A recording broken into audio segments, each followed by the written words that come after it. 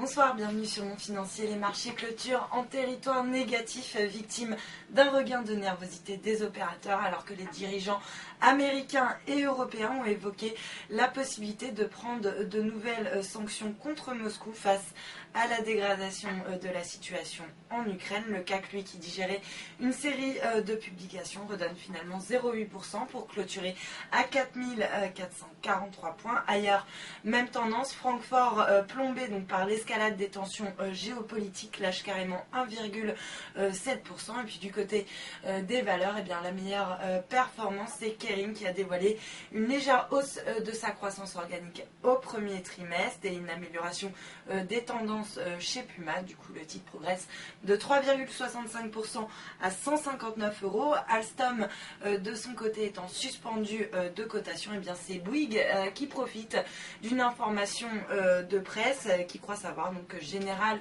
Electric serait intéressé donc, par la branche transport d'Alstom, qui représente quand même plus de 2/3 du chiffre d'affaires. Le titre s'adjuge 4,17% à 31,61 €. Bien orienté également Vinci, dont la publication est saluée par le marché. Vinci qui a dévoilé un chiffre d'affaires en hausse de 4,1% au premier trimestre. Le titre grimpe de 1,55% à 53,73 €. A l'inverse, lanterne rouge, c'est Gemalto, dégradé d'achat à conserver par Deutsche Bank. Le titre abandonne 4,06% à 78,96 €. Et puis on notera également que le secteur automobile a subi des prises de bénéfices aujourd'hui. Renault par exemple qui abandonne 2,3%, Faurecia qui redonne également 3,8% à 31,80 € ou encore Peugeot qui perd 3,6% à 12,82 € après avoir dévoilé un rebond de pratiquement 8% de ses ventes au premier trimestre. Et puis